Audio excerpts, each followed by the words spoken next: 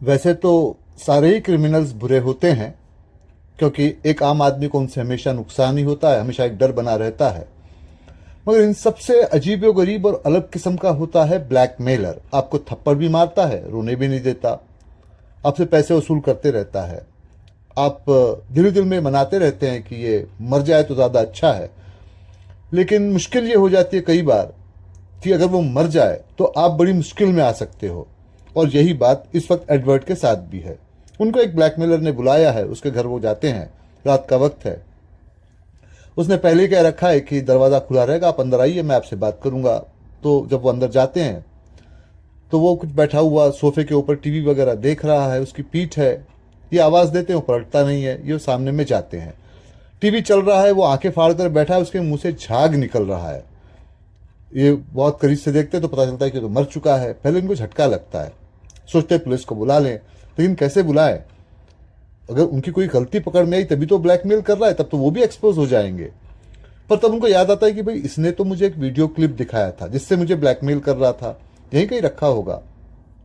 तो जो कपबोर्ड में रखता था वहां उसको ढूंढते हैं, वो वीडियो क्लिप वहां नहीं है। तब उनको याद आ जाता है कि इसने तो पहले ही कहा था कि मैंने आपको घर पर एक बार दिखा दिया है, अब ये यहाँ नहीं रहेगा, ये मैं कहीं और रखूंगा, आप मुझे एक हफ्ते के बाद आकर पैसे देंगे और उसके बाद में वो वीडियो क्लिप मैं आपके हवाले कर दूंगा। तो जाहिर सी बात है उसने यहाँ से वो हटा दिया। अब वो क्या करें? तो खैर वहां से वो चुपचाप खामोशी से निकल जाते हैं और घर जाकर सो जाते हैं। सोने के पहले वो स्लीपिंग पिल लेते हैं, नॉक्सिलॉन, जो कि वैसे तो अब प्रोहिबिटेड थी उस पीरियड में, लेकिन उनके पास पहले की रखी हुई थी, काफ़ी इफेक्टिव थी, उसका वो यूज़ करते थे। उसको प्रोहिबिशन इसलिए था उस स्लीपिंग पिल पर, क्योंकि अगर उसको ज़्यादा क्वांटिटी में दे दिया जाए तो मौत होना करीब करीब पक्का था। कुछ केसेस इस तरह के सुसाइड के हुए थे, इसलिए उसको बंद कर दिया गया था। लेकिन उनको वही सूट करती थी, बहुत सारी उन्होंने पहले ले रखी थी, तो उसी से वो अब तक काम चला रहे थे। खैर, एडवर्ड काम करते थे कैनेडियन प्रोडक्ट चेन के लिए। एक ये बहुत बड़ा सा सुपर स्टोर का चेन था जो पूरे कनाडा भर में फैला हुआ था। एक पहले तो वो काम करते थे एक छोटे से टाउन में जहाँ के वो मैनेजर थे, लेकिन अब उनको भेज दिया गया था हैमिल्टन में, हैमिल्टन के आउटस्कर्ट्स पे, जहाँ की नया नया स्टोर खुला था, काफ़ी बड़ा था, आसपास में काफ़ी पॉपुलेशन बढ़ रही थी और उनकी जिम्मेदारी ये थी कि यहाँ पर इस सेलिंग को वो बढ़ाएंगे। रेमंड, जो कि उस कैनेडियन प्रोडक्ट चेन के यहाँ के मालिक थे, लोकल मालिक थे। वैसे तो चेन तो खैर कैनेडियन ऑर्गेनाइजेशन चलाती थी जो कि पूरे कनाडा भर में आती थी, लेकिन हैमिल्टन के जो स्टोर के मालिक थे वो रेमंड थे। तो रेमंड ने कहा कि भाई बड़ी मुझे खुशी हुई कि आपको कंपनी ने यहाँ भेजा है, आपका काफ़ी नाम सुना है, आप स्मॉल टाउन में काफ़ी अच्छा काम कर रहे थे मैनेजर की तरह से, मुझे उम्मीद है कि आप यहाँ पर भी काफ़ी अच्छा काम करेंगे। अब रेमंड ये काफ़ी यंग थे, लेकिन इस स्टोर की जिम्मेदारी उन पर तब आ गई थी जब उनके फादर की डेथ हो गई थी और उनकी माँ अगाथा ने इसमें कोई बहुत ज़्यादा इंटरेस्ट नहीं दिखाया था, हालांकि इस काम को उसको करना चाहिए था। रेमंड अनमैरिड थे, हर तरह से काबिल होने के बावजूद भी, और एक ऐसे रूमर सुना था उनके बारे में कि उनको कोई लड़की पसंद आई थी जिसको उन्होंने अपनी माँ के सामने प्रपोज किया था, लेकिन माँ ने कुछ रिलीजियस रीजन से और कुछ ट्रेडिशनल वजह से उस लड़की को रिजेक्ट कर दिया। अब चूंकि रेमन अपनी माँ को चाहते भी बहुत थे, उसको नाराज नहीं करना चाहते थे, खासतौर पे तब जब फादर की मौत हो चुकी थी, तो इसलिए उन्होंने बीच का रास्ता ढूंढ निकाला, न माँ की मर्जी से शादी की न अपनी मर्जी से, और अब तक के वो कुंवारे थे। बहरहाल इस वक्त वो बैठे एडवर्ड के साथ में, तो एडवर्ड से कहते देखो साहब, यह तो है ग्रोविंग एरिया, यहाँ पर बहुत सारे इमिग्रेंट्स और बहुत सारी पॉपुलेशन के लोग यहाँ आते रहते हैं। हर स्टोर के साथ में कुछ ना कुछ प्रॉब्लम जुड़े होते हैं, प्रॉब्लम कब सबके एक जैसे ही होते हैं, मगर यहाँ पर कुछ प्रॉब्लम है जो बड़े इंपॉर्टेंट है। पहली बात तो ये कि आपको जो प्रोडक्ट की सप्लाई है, जो सामान देना है, वो कंपैटिबल रखना होगा, क्योंकि यहाँ पे कई तरह के लोग हैं, मल्टीकल्चरल लोग हैं, तो ऐसा सामान यहाँ पर रखने का कोई फायदा नहीं है जो बिके ही नहीं। तो आपको इस बात पे खास ख्याल रखना होगा कि कस्टमर्स के आप टच में रहे, उनसे ज़्यादा से ज़्यादा बातें करें और उनको जिस चीज़ की ज़रूरत हो वो सप्लाई करने की कोशिश करें, मगर ये तो हर मैनेजर की जिम्मेदारी होती है, कोई बड़ी बात नहीं है। दूसरी बात है फीमेल वर्कर्स की सिक्योरिटी। ये मेरा पर्सनल एजेंडा है, क्योंकि यहाँ जितनी भी लड़कियां या फीमेल्स काम करती हैं, मैं चाहता हूँ कि अपने आप को सेफ फील करे, क्योंकि ऐसे आउटस्कर्ट्स पे आमतौर पे फीमेल्स काम के लिए नहीं आती हैं, और जाहिर सी बात है कि आपके स्टोर में सिर्फ मेल्स हों तो फिर दूसरे फीमेल कस्टमर्स जो होंगे थोड़ा अनकंफर्टेबल फील करेंगे।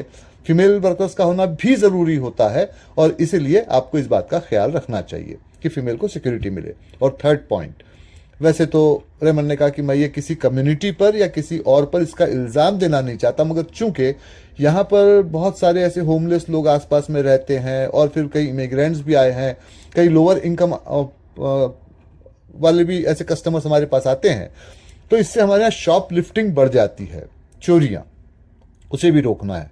तो अभी मैं सब आप पर छोड़ता हूं कि आप इन सब चीज़ों को कैसे निपटेंगे। वैसे मैं स्टोर में तो हमेशा आता ही रहता हूं, मगर आप जब भी चाहें घर पर आकर मुझसे मिल सकते हैं। मैंने अपनी माँ अगाथा को भी आपके बारे में बता दिया है, आपका वो पिक्चर फोटोग्राफ वगैरह भी देख चुकी है, तो आप एक तरह से हमारे फैमिली मेंबर की तरह से ही माने जाएंगे। अब ये बात तो एडवर्ड को भी समझती थी कि भाई कोई भी ऑनर अपने मैनेजर से जब काम लेना चाहेगा तो उसको तो इतना इमोशनली वो फंसाने की कोशिश करेगा ही। उन्होंने कुछ नहीं कहा, उन्होंने एक लिस्ट उनके हाथ में दे दी रेमन ने। उन्होंने कहा कि भाई ये आपकी मीटिंग इन लोगों से होगी, इनको अपॉइंटमेंट मैंने दे रखा है, मेरे सामने आप ठीक से उनसे बात भी नहीं कर पाएंगे और वो भी आपसे बात नहीं करेंगे, तो खैर मैं जाता हूं, आप उनसे बात कर लीजिएगा। और वो चले गए। लिस्ट में पहला नाम था मार्था का, जो कि असिस्टेंट मैनेजर थी। अब देखिए, एडवर्ड भी पहले कभी मैनेजर की पोजीशन पे काम कर चुके थे, उस स्मॉल टाउन में से ही, लेकिन उनको पता था कि टेक्निक क्या होती है। तो उन्होंने जिन जिन के नाम उनके पास थे, उनके बैकग्राउंड के बारे में तो पहले थोड़ा बहुत इन्फॉर्मेशन निकाल के रखी थी। मार्था के बारे में जानते थे कि मार्था उनकी राइवल थी। वजह यह थी कि मार्था चाहती थी कि उसका प्रमोशन असिस्टेंट मैनेजर से मैनेजर की पोजीशन पे हो जाए, लेकिन ऐसे हुआ नहीं। जो कैनेडियन प्रोडक्ट चेन थी, उनको लगा कि एडवर्ड ज्यादा सुटेबल है और इसलिए उनको वहां भेज दिया गया था।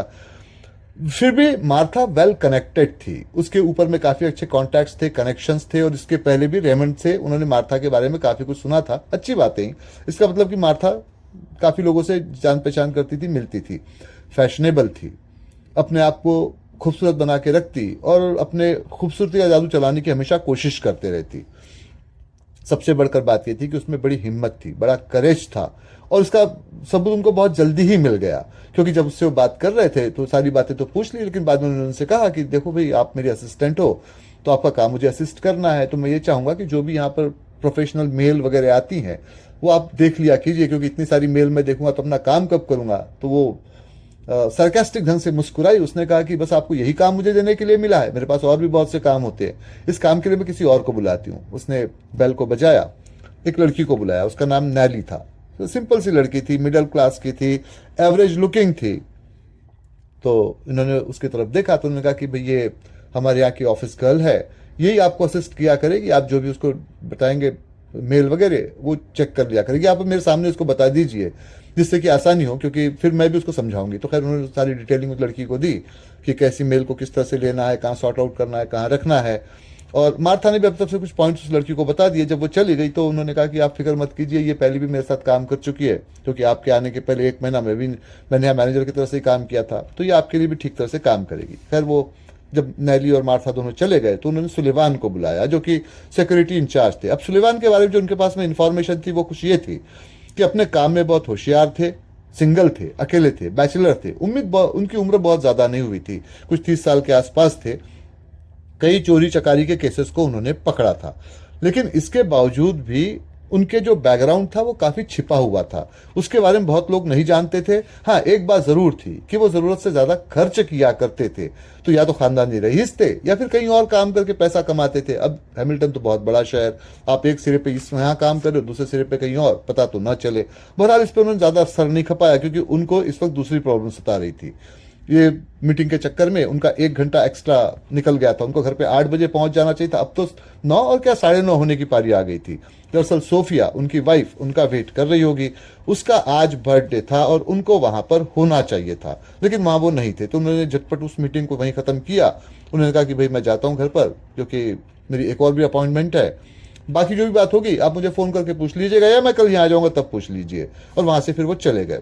जब वो घर गए तो वाकई मामला बिगड़ा हुआ था। सोफिया बड़े खराब मूड में थी। उन्होंने उससे बातचीत करने की कोशिश की, बातचीत में आर्ग्यूमेंट जरूरत से ज्यादा बढ़ गया। सोफिया अपने कमरे में गई, झटके के साथ में उसने दरवाजे को बंद कर लिया। तो इस तरह से उसका बर्थडे सेलिब्रेट यूं होने लगा। अब सोफिया से उनका लव मैरिज हुआ था, और जैसे कि आमतौर पे होता है, शुरुआत के 2-3 साल तो बिल्कुल ऐसे गए जैसे कि आप हेवन में हो, लेकिन फिर उसके बाद में सोफिया थोड़ी सी एम्बिशियस भी थी और पहले से वो काम भी किया करती थी उसी स्मॉल टाउन के मेयर ऑफिस में। उसकी असिस्टेंट थी, तो जाहिर सी बात थी उसका रुआब भी काफी था, आती जाती लोग रिस्पेक्ट करते, उसकी बातों को मानते, उसके लिए घंटों वेट करते रहते। करप्ट नहीं थी, अपने काम को ठीक से किया करती थी। लेकिन मेयर साहब करप्ट थे, उन्होंने काफी करप्शन कर रखा था, उसमें वो एक बार फंस गए, इलेक्शन हार गए, ऑफिस से बाहर हो गए। नया मेयर आया और उसने, अब चूंकि वो जाहिर सी बात है सोफिया पे भरोसा नहीं करेगा, हालांकि उसने भरोसा दिलाने की कोशिश की, लेकिन भाई आप उसके राइवल के असिस्टेंट रहे हो, अब यहां आप इसके साथ कैसे काम करोगे। पहले तो डिमोट किया, जहां पर उसको जो रिस्पेक्ट मिलना था सोफिया को वो वैसे ही कम हो गया, उसका आधा इंटरेस्ट काम में तो वैसे ही खत्म हो गया। और फिर बार बार मीटिंग को बुलाकर, इंक्वायरी को बैठाकर उसको इतना परेशान कर दिया कि आखिर में उसने उस जॉब को छोड़ दिया। अब सोफिया को उस बात की सजा मिली थी जो कि उसने जुर्म किया ही नहीं था, और इससे थोड़ी वो चिड़चिड़ी और गुस्सैल हो गई। और जाहिर सी बात है, जब गुस्सैल आप हो जाते हो तो आपके पास सबसे जो होता है उसी पर आपको गुस्सा निकलता है। तो सारा का सारा गुस्सा वो एडवर्ड पे निकाला करती। एडवर्ड ने इसका सॉल्यूशन ढूंढ के निकाला था। उसी स्मॉल टाउन में एडवर्ड ने, जिस स्टोर में वो मैनेजर थे, वहां सोफिया के लिए एक जॉब का इंतजाम कर दिया। उससे कहा कि भाई जॉब कर लो अभी के लिए, आगे में कोई दूसरा जॉब ढूंढ लेना। लेकिन सोफिया को लगा कि भाई अब तक कितने रिस्पेक्टेबल पोजीशन पे काम कर रही है, अब वो सुपर स्टोर में जाए, वहां काम करे, लोगों को हेलो मैडम, हेलो सर कह के रिस्पेक्ट दे, उसको वो पसंद नहीं आया, तो उसने जॉब को किया नहीं। लेकिन इसका दूसरा नतीजा भी निकलने लगा। अब आप लगातार काम कर रहे हो, आपको एक रिस्पेक्ट मिल रहा है और आप घर में बैठे हो, तो धीरे धीरे करके वो शराब पीने लगी और शराब की एक तरह से एडिक्ट हो गई। चिड़चिड़ी हुई वो अलग, और इनकी फैमिली लाइफ खराब हुई वो अलग। और इस चक्कर में ये हुआ कि उनकी फैमिली एक्सटेंड नहीं हो गई, मतलब उनको कोई बच्चा नहीं हो पाया। तो खैर इस तरह की सिचुएशन थी। अब ऐसे में जब भी कभी कुछ हो जाता तो होता यह कि उसकी जो पड़ोस में रहा करती थी कैमिला, वो वहां आ जाया करती। तो यहां भी ऐसे ही हुआ। शायद कैमिला ने उनके तकरार की आवाज सुन ली होगी, दरवाजा बंद करने की आवाज सुनी होगी जोरों से, दरवाजे को नॉक किया, दरवाजे पे खड़ी थी, इन्होंने उसको टालने की कोशिश की। उसने कहा कि नहीं भाई, मुझे तो उसकी फिक्र हो रही है, वो सेफ है भी कि नहीं, मैं उससे मिलना चाहती हूँ। खैर वो जाके सोफिया से मिली, दरवाजा खुलवाया। सोफिया ने हस्बैंड के लिए दरवाजा नहीं खोला, लेकिन कैमिला के लिए दरवाजा खोल दिया। तो खैर दोनों ने थोड़ी देर बातचीत होती रही और फिर वो सोफिया को अपने साथ में लेकर वहां से चली गई। अब कैमिला के बारे में भी कुछ अजीब सी इंफॉर्मेशन थी। पहली बात तो ये कि वो डिवोर्स थी, उसका अपने हस्बैंड से तलाक हो गया था, डिसेबिलिटी पे थी, कहीं पे काम किया था, शायद वो गिर वगैरह गई थी, उसको कुछ चोट लगी थी, पता नहीं डॉक्टर ने कैसे सर्टिफिकेट बना कर दिया था, बाकी सारे काम वो तो करे, बस काम ही ना कर पाए, तो उसको डिसेबिलिटी का कुछ फंडिंग मिला करता था। लेकिन साथ साथ शराबी भी थी, और ये तो भी कहा जाता था कि वो शायद ड्रग एडिक्ट भी है। अब उसके पास पैसा कहां से आता है ये कहना जरा मुश्किल था, क्योंकि काम वगैरह तो करते नहीं थे, डिवोर्स उसका हो चुका था, हस्बैंड ने वन टाइम सेटलमेंट कर दिया था, वहां से कोई पैसा उसको मिलता नहीं था, जो मिलता वो खर्च कर चुकी थी। और अब जो डिसेबिलिटी का पैसा था वो भी बहुत ज्यादा नहीं आता, बावजूद इसके उसके पास पैसा आया करता था और वो उसको खर्च भी किया करती थी ठीक तरह से। अब उसका सोफिया में इंटरेस्ट क्या हो सकता था? तो बात ऐसी थी कि उसको एक ऐसे शख्स की तलाश थी जो उसके ड्रग के खर्च को, शराब के खर्च को शेयर कर सके, और सोफिया से बढ़िया कोई हो नहीं सकता था, जिसका हस्बैंड की सुपर स्टोर का मैनेजर था, अच्छी खासी तनख्वाह थी, पड़ोस में वो रहा करती थी। तो बस वही मामला कुछ ऐसे भी था, तो उसको लेकर गई, वहां उनकी बातचीत होती रही। खैर अब एडवर्ड ये सारी चीजों से परेशान हो गए थे, तो उन्होंने वही, अब उनके पास जो स्लीपिंग पिल थी नॉक्सिलॉन की, वो स्लीपिंग पिल को लिया और फिर वो सो गए।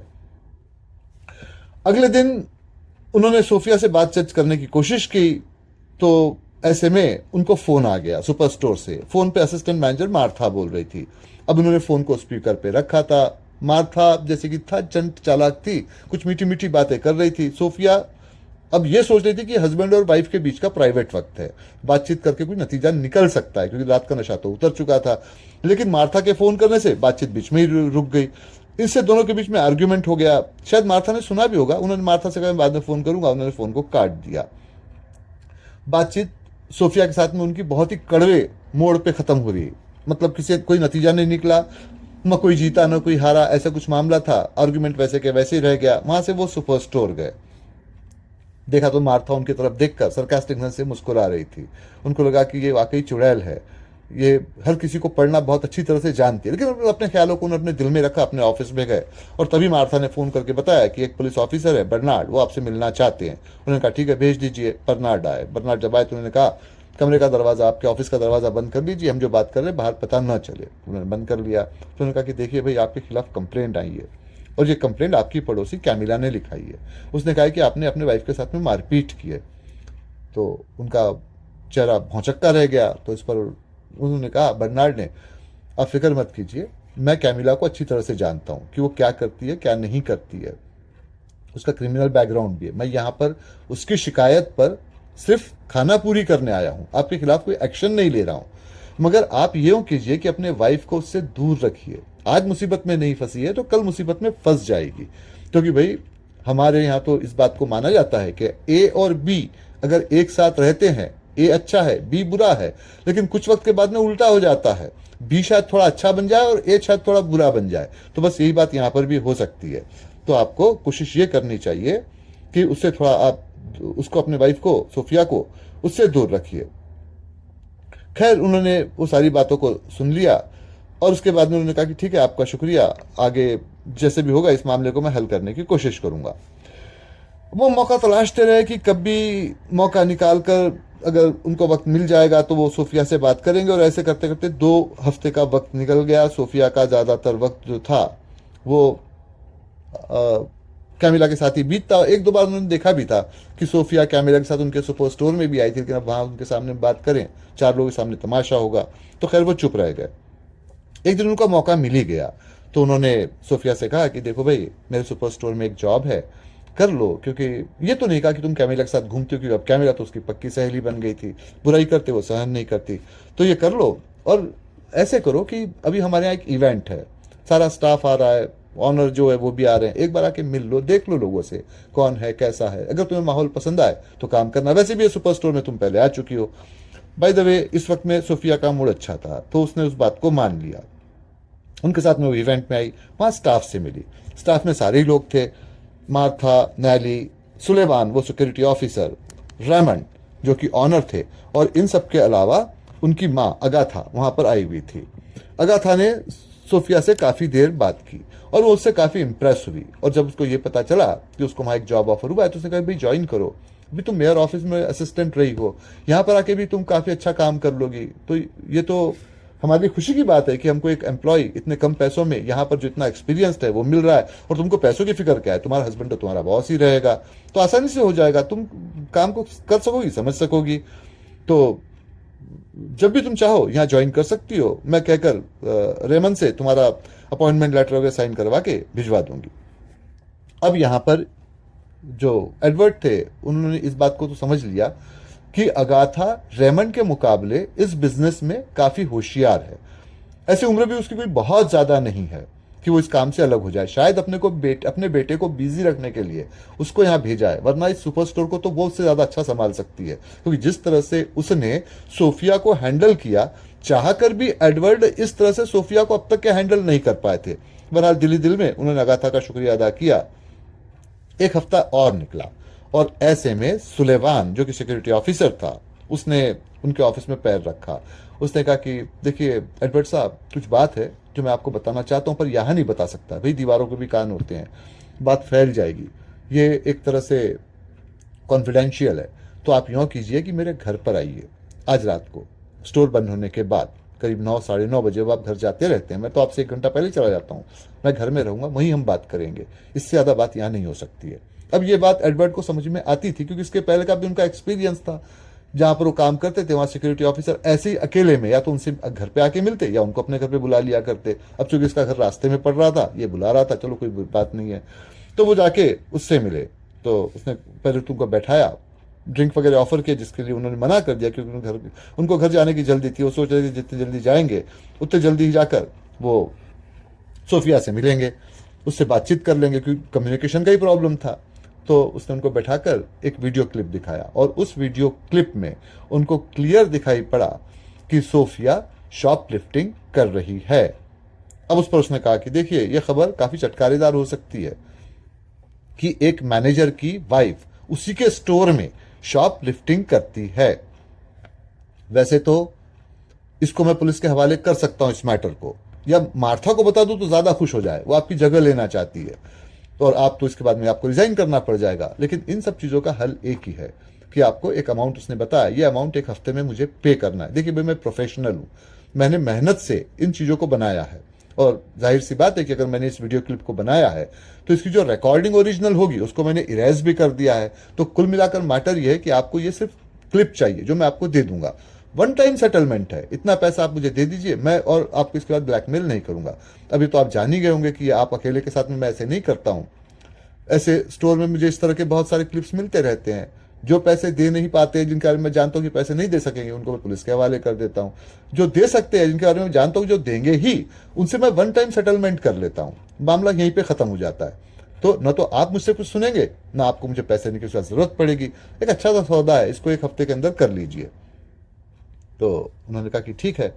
फिर जब वो जा रहे थे तो उसने कहा कि एक बात का ख्याल रखिए, अगर आपके दिमाग में कहीं से ख्याल आता है कि आप इस क्लिप को मेरे घर से चोरी कर लेंगे, ऐसा नहीं होगा।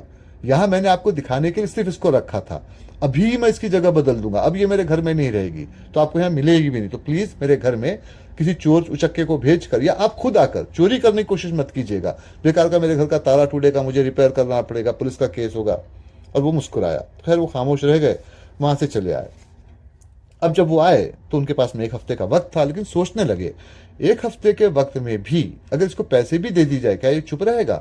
इसका बोल देना पर काफी रहेगा। कोई अखबार अगर इसको अप्रोच कर ले और चटकारेदार खबरें बोलना चाहे या पागलपन के हालत में कुछ बक दे तो मुश्किल हो जाएगी। लेकिन हम निपटे कैसे? तो उन्होंने सोचा कि भाई एक सीधा सा तरीका उसका ये होता है कि जब इस तरह से कोई आपको ब्लैकमेल करता है, उस ब्लैकमेलर के बारे में ज्यादा से ज्यादा इंफॉर्मेशन आपके पास होनी चाहिए। उन्होंने एक कम रेटेड वाले एक प्राइवेट इन्वेस्टिगेटर को हायर किया, उसको 3 दिन का वक्त दिया। उसने कहा कि इस पे नजर रखो और ये बताओ कि इससे मिलने कौन कौन आते हैं। उस प्राइवेट इन्वेस्टिगेटर ने अपने काम को बखूबी किया, उन पे नजर रखी, एक लिस्ट बना कर दी और उसने अपनी तरफ से बताया कि ये सारी तहकीकात मैंने की है। आपके जान पहचान वालों में से इसमें से मार्था आती है, जितना आपने मुझे इंफॉर्मेशन दी उस हिसाब से कैमिला यहां आती है। ये 2 बार यहां पर आके जा चुके हैं इसके पहले, और इसके अलावा बहुत से लोग आते हैं और रिपीटेडली आते हैं, और ये वो हैं जो आपके सुपर स्टोर के कस्टमर हैं।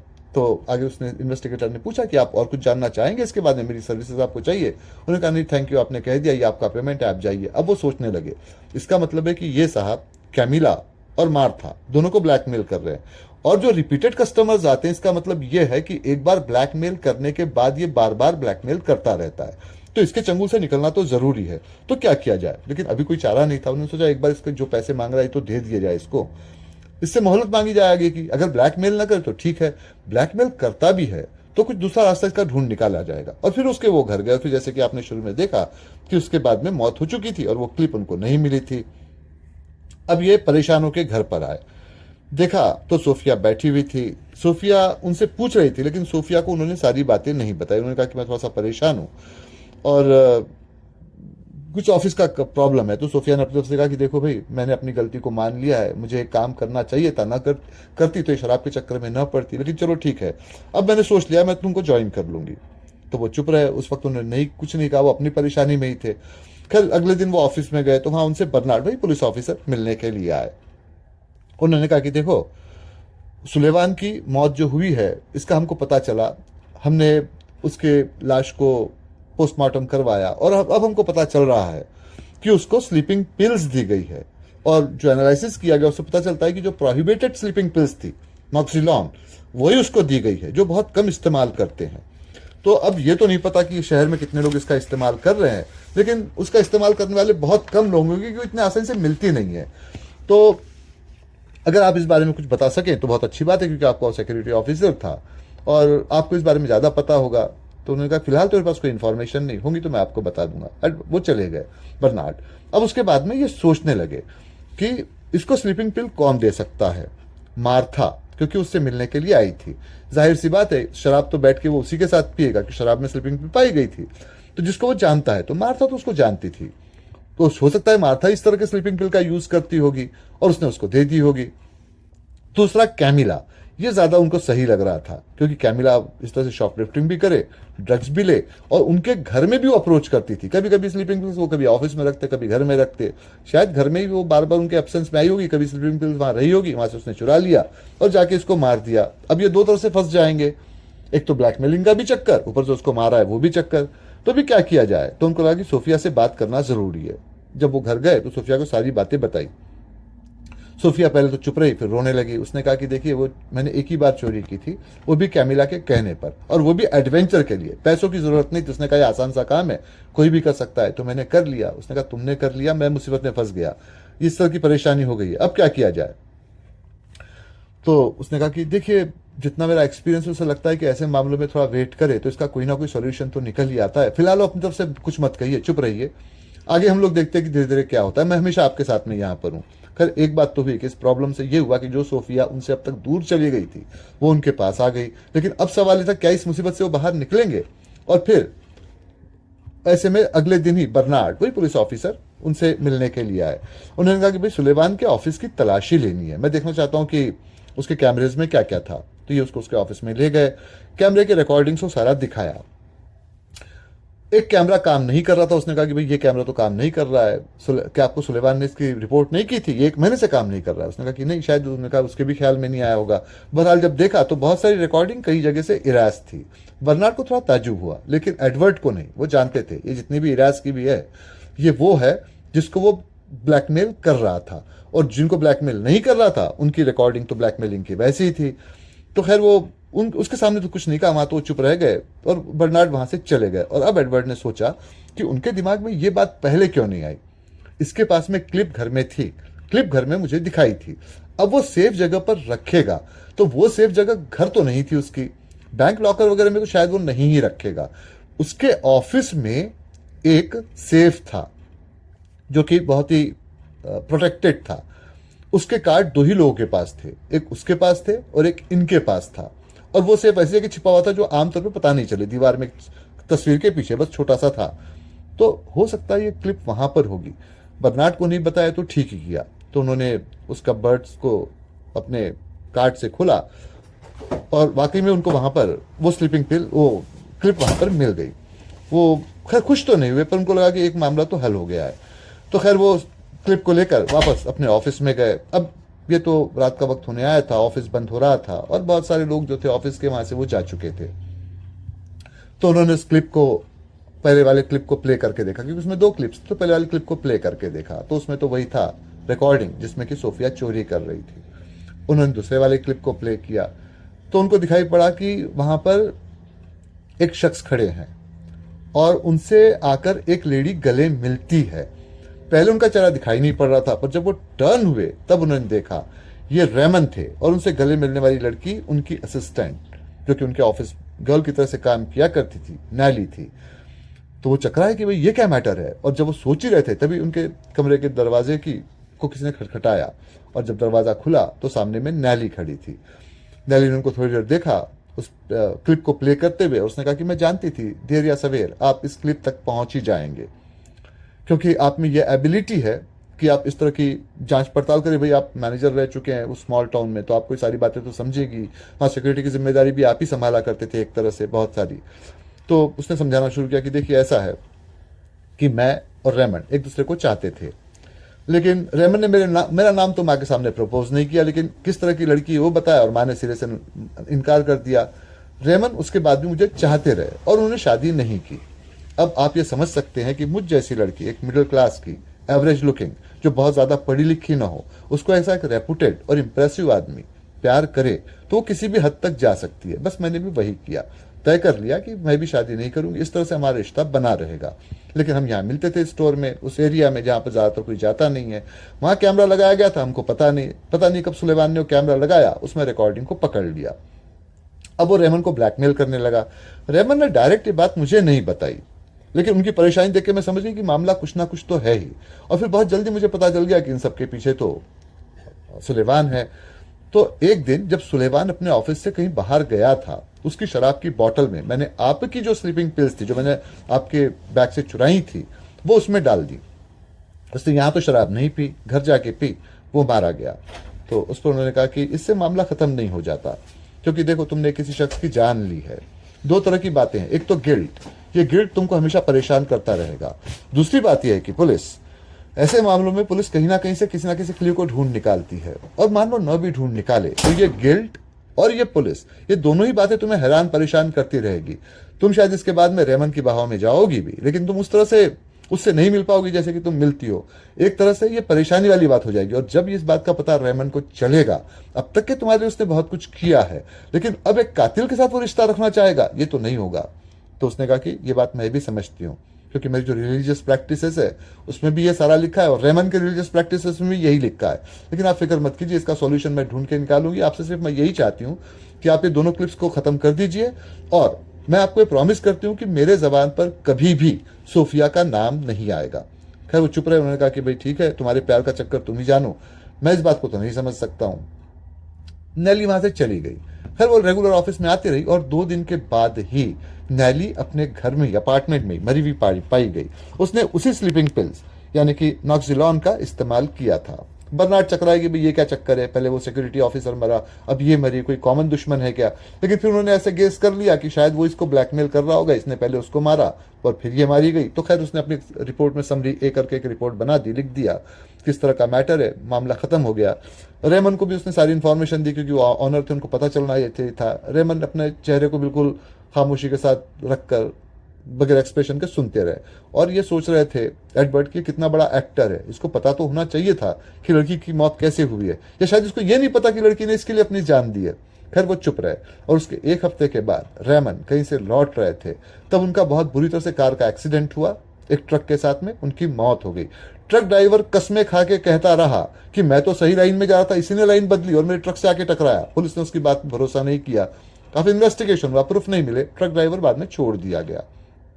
लेकिन उसके बाद में फिर उस स्टोर की जिम्मेदारी रेमन की मां अगाथा ने संभाली जब वो प्रेशर से बाहर आ गई तो। और अब सोफिया भी उन्हीं के साथ में उसी स्टोर में काम किया करती है और दोनों हस्बैंड वाइफ की जो जिंदगी अच्छी तरह से चल रही है। लेकिन रेमन कोशिश कर रहे हैं कि सोफिया के साथ में उनका ट्रांसफर इस स्टोर से कहीं और चाहे, क्योंकि बार बार उनको नेली की जो यादें हैं वो यहाँ परेशान किया करती है। तो ये था सारा किस्सा। आप जो सवाल यहाँ रखें उनके जवाब आपको देता हूं।